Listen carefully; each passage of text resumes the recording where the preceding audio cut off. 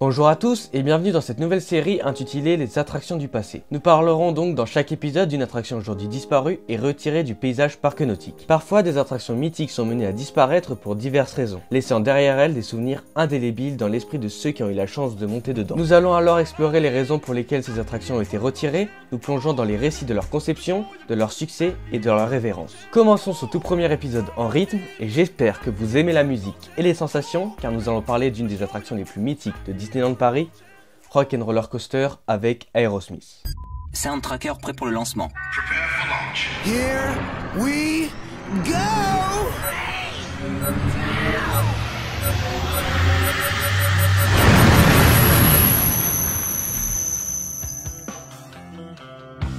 I never thought I'd die alone. I laughed the loudest, who'd have known? I traced the cord back to the wall. No wonder it was never plugged in at all.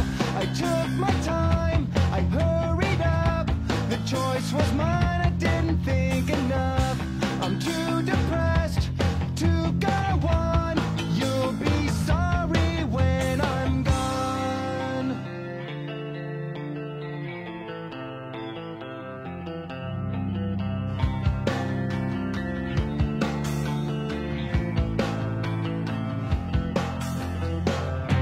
I never conquered, rarely came. 16 just held such better days. Days when I still felt alive. We couldn't wait to get outside. The world was wide, too late to try. The tour was over, we'd survived. I couldn't wait till I got home to pass the time in my room alone.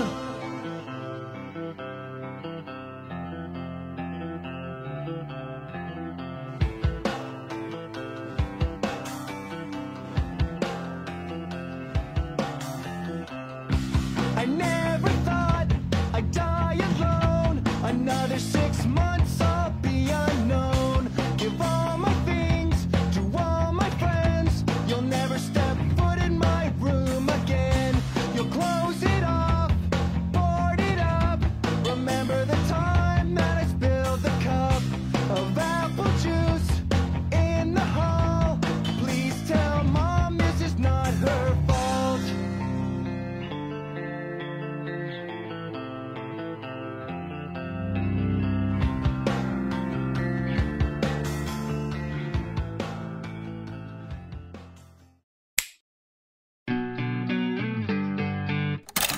En 1989, de nombreux films ont explosé au box-office, puisqu'on parle quand même d'environ 200 millions de dollars pour chaque film. Ce n'est pas rien. Et donc ça a bien aidé la Walt Disney Company financièrement, ce qui leur a permis d'ouvrir un nouveau parc Disney en Floride, du nom de Disney's Hollywood Studios. Mais le PDG de Disney, Michael Eisner, trouve le parc trop sérieux, et décide alors d'ouvrir une attraction, Star Tours, et un spectacle, Indiana Jones. Par la suite, il prépare une extension pour 1994, Sunset Boulevard, qui devait contenir Hollywood Tower Hotel, alias la Tour de la Terreur, et un coaster indoor sur le rock'n'roll. Mais revenons un peu en arrière. En 1992, Michael Eisner mènera le plus gros projet de sa carrière, un parc Disney en France, du nom d'Euro Disneyland. Et maintenant, je déclare Euro Disneyland officiellement ouvert. Mais vous connaissez les Français, ils n'étaient pas du tout pour l'arrivée d'un Disney en France. En effet, pour la plupart des Français, l'arrivée du parc a fait polémique, car il a été construit sur des anciens champs et parce qu'ils prenaient ça comme une propagande américaine. À la place de ces champs, 12 000 places de parking et des trottoirs roulants qui mènent désormais vers Adventureland, Cheyenne Hotel ou Santa Fe. Pour ces raisons, le parc fait couler petit à petit la Walt Disney Company dans une crise financière. Tellement qu'au final, à l'ouverture de Sunset Boulevard, seule la Tour de la Terreur fait son apparition. Le roller coaster est donc repoussé, voire complètement abandonné. C'était sans compter l'arrivée de la plus grande attraction de l'univers, Space Mountain.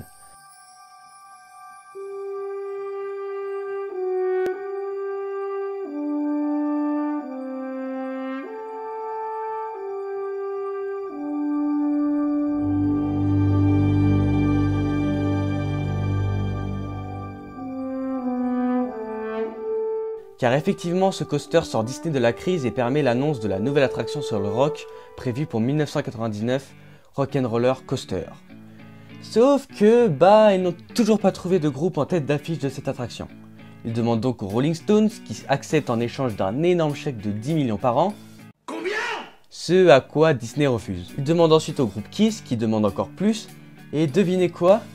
Eh bah oui, ils refusent. Puis Disney se rappelle du film Armageddon qu'ils avaient réalisé, où étaient présentes des musiques du groupe Aerosmith. Ils acceptent pour une somme beaucoup moins élevée et seulement s'ils utilisent quelques musiques de leur dernier album qui n'avaient pas du tout fonctionné. Disney accepte et l'attraction voit le jour en Floride, qui sera un énorme coup car le roller coaster connaît un énorme succès. Cela a été justifié par les sensations créées par celle-ci car jamais auparavant Disney n'avait investi dans une montagne russe aussi rapide. Lights. Camera. Moteur, ça tourne! Action.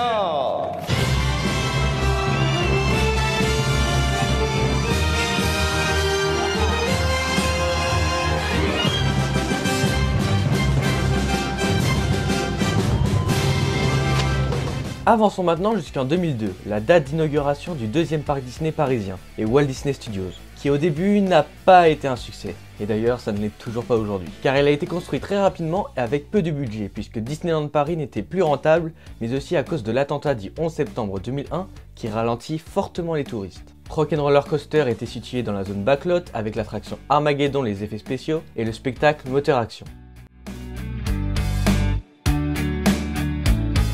Dans la zone de backlot se situent des hangars, où se déroulent des ateliers d'effets spéciaux et de cascades, mais aussi un studio d'enregistrement nommé Tour de Force Records. Il est spécialisé dans la musique et reçoit tous les meilleurs groupes de notre monde. Et en ce moment même, il reçoit le groupe de rock Aerosmith, qui est d'ailleurs en train d'enregistrer un album. Vous êtes donc les premiers à tester une attraction mélangeant musique et sensations fortes. Les visiteurs du studio aperçoivent au bout de l'avenue Georges Méliès la façade du studio avec son énorme guitare, des portions de rails et un disque tout aussi énorme.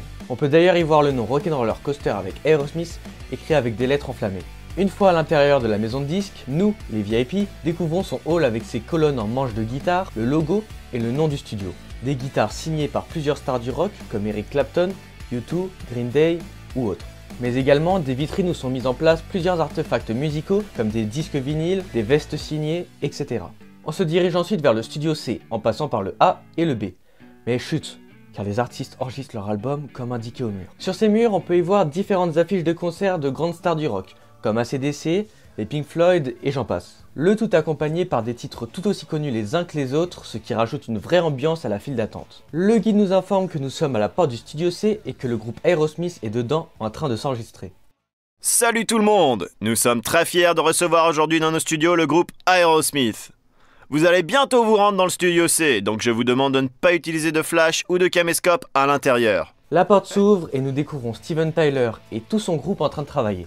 Ils sont en train d'apporter la touche finale à leur expérience. Les instruments sont disposés un peu partout devant eux comme s'ils étaient en train d'enregistrer juste avant notre arrivée. Il explique d'ailleurs que la piste de musique et le parcours de l'attraction ne font qu'un, à l'instar de la synchronisation de la première version du parcours avec le riff de guitare de la chanson Love in an Elevator.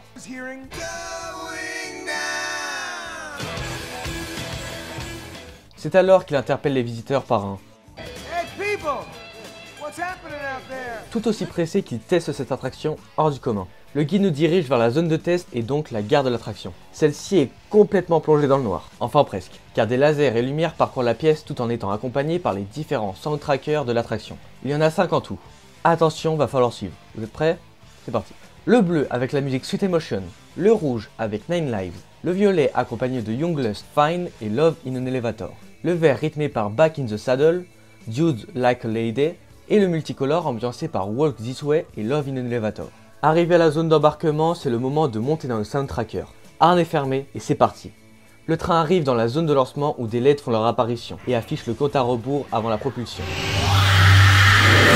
Et vous partez à une grande vitesse passant de 0 à 92 km/h en 2,8 secondes où vous pénétrez dans le Gravity Building. Au bout des 25 mètres de propulsion, vous enchaînerez avec un Sea Serpent, une double inversion qui consiste à effectuer un demi-looping puis à se lancer dans un corkscrew en hauteur pour terminer par la fin d'un looping. Le train passe ensuite entre deux structures métalliques rondes suivies par une première zone de freinage.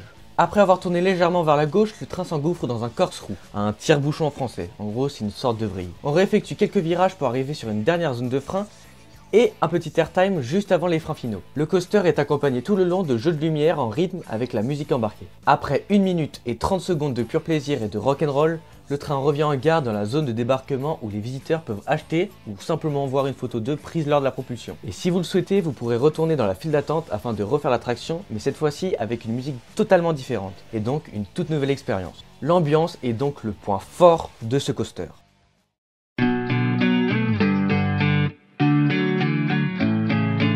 A l'époque, lorsque Walt Disney Imagineering cherchait à prendre contact avec Aerosmith pour le Rock'n'Roller Coaster floridien, le groupe était introuvable. Mais il s'avère qu'ils étaient tous en vacances à Walt Disney World. Rock'n'Roller Coaster est le coaster le plus rapide qui a été construit pour un parc Disney, mais aussi anciennement le plus rapide de France, avant bien évidemment l'arrivée de Toutatis au parc Astérix. Le tournage à 60 images par seconde du pré-show a nécessité un éclairage supplémentaire sur le plateau, avec 2 fois plus de lumière que d'habitude. Cela a donc créé une chaleur intense et une luminosité éblouissante. Les membres de l'équipe ont été avertis de ne pas toucher au matériel sous peine de se brûler. Les acteurs étaient tellement éblouis qu'ils devaient éviter de cligner des yeux. Après le tournage, des t-shirts portant l'inscription Rock'n'Roller Toaster ont été produits. Et pour finir, on pouvait retrouver un Mickey caché en gare, apparaissant grâce aux effets lumineux.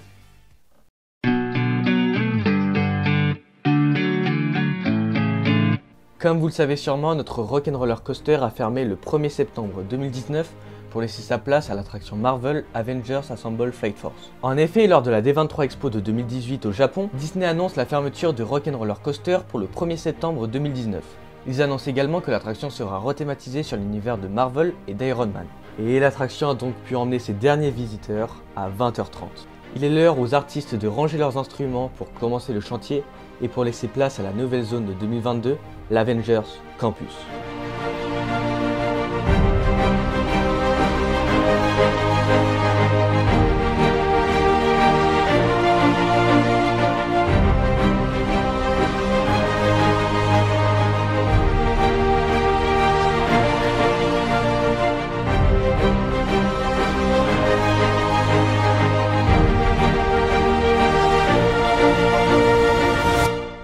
« 20 juillet 2022, l'Avengers Campus ouvre ses portes au public et propose 3 restaurants, 2 food trucks, 2 attractions. Spider-Man Web Adventure qui remplace Armageddon qui est une vraie réussite et Avengers Assemble Flight Force qui remplace l'attraction disparue de cet épisode.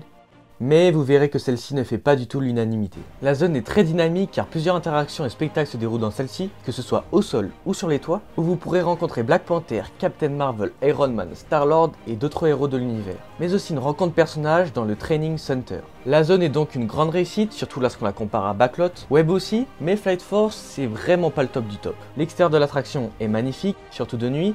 La file d'attente est sublime avec un écran géant et une ambiance pesante, le pré-show est excellent, surtout grâce à son animatronique révolutionnaire, et sa gare est simple mais efficace. Les soundtrackers ont laissé place à un vaisseau hypersonique créé par Stark, le dispatch et le compte à rebours sont réussis, mais le ride, lui, est complètement dans le noir. Ça va être tout noir. Seulement 2 ou 3 écrans sont présents tout au long du parcours et aucune vraie musique n'est entendue. Seulement Iron Man et Captain Marvel qui te hurlent dessus tout le long du parcours. Manœuvre d'évitement. Plongez, plongez, plongez. Les fans de Rock'n'Roller Coaster regrettent donc l'arrivée de la licence qui, selon eux, a complètement gâché l'attraction.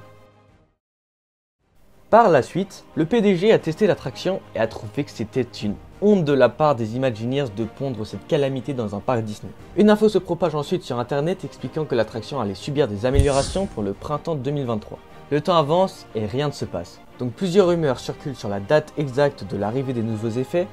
C'est donc le lendemain des 1 an du campus que les nouveaux effets voient le jour. Les visiteurs affirment que cela devait être le strict minimum. En gros, ils ont rajouté des milliers d'étoiles créées par des lasers dans tout le building et de panneaux lumineux où on peut apercevoir la traînée de Captain Marvel.